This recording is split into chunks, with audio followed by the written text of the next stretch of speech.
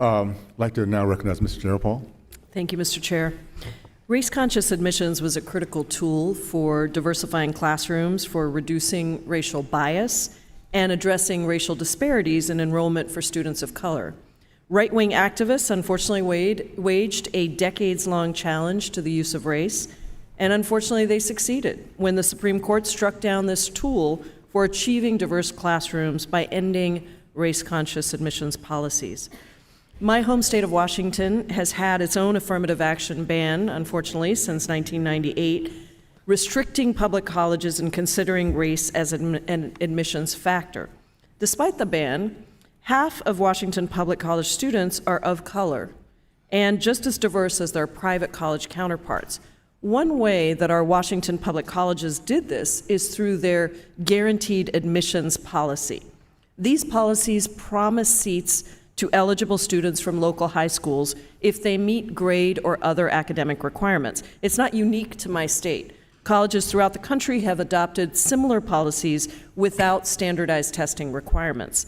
Mr. Hinojosa, there may not be a policy that can help achieve racial diversity at the same level that race-conscious admissions has, but why are policies that eliminate reliance on testing helpful in diversifying student bodies?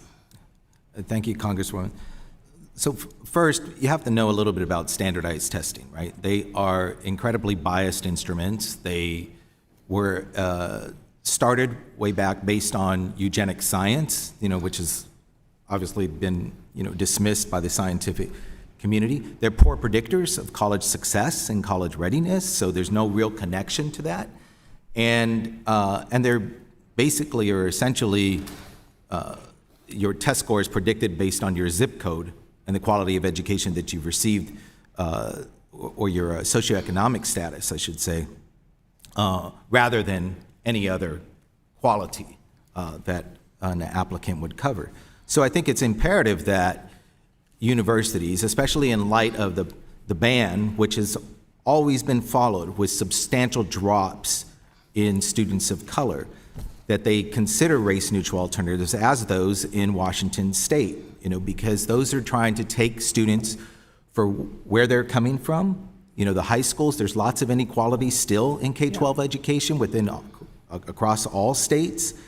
And I think it's imperative that they look to solutions that allow students to still show up with their talents and experiences and the like, and not just reduce them to a single test score as though that tells something about their talents. Very important. It's interesting, but guaranteed admissions have even shown to help students graduate debt-free. For example, Washington State University has a guaranteed admissions policy, and their low-income students can attend tuition-free with our Washington College Grant. Supporting students in that way, I feel like, should be nonpartisan, should be bipartisan, but instead the same right-wing organizations behind the affirmative action decision have also waged attacks against guaranteed admissions. They claim it could be a form, get this, of race-based discrimination. But are you aware of any of these policies considering race as an admission factor? Absolutely not. I mean, whether or not there's intentions to further diversify across socioeconomic status, across first generations, across language, et cetera, there's lots of qualities that even rural communities as well. I'm most familiar with Texas's top 10% plan because I was at MALDEF for many years and worked on both policy and litigation around the Texas top 10%, and that has helped improve. Sometimes it doesn't work as well, and this is how and why universities need the resources to be able to explore exactly how these race-neutral alternatives may impact it. But these absolutely have nothing to do with racial discrimination. They're not treating any individual differently based on their race. And in fact, your witnesses next to you have been arguing for not reducing people down to one factor. Seems like standardized testing should not be a factor that people get reduced down to. Alternative admissions policies do not sound like a veiled racial quota like some on the right allege. In fact, guaranteed admissions seem to be the same type of race-neutral policies that these activists claim to want in a post-secondary education. Today, a witness argued that Black students are harmed by policies that promise to uplift them, but instead result in mismatching them into academically challenging programs.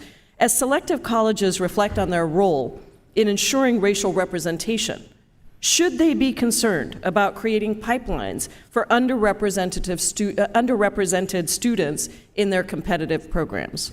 Absolutely, they should. If we're supposed to think of our universities as engineering, economic opportunity for all, then those universities need to be open to those students. And the whole mismatch theory has already been debunked by real science.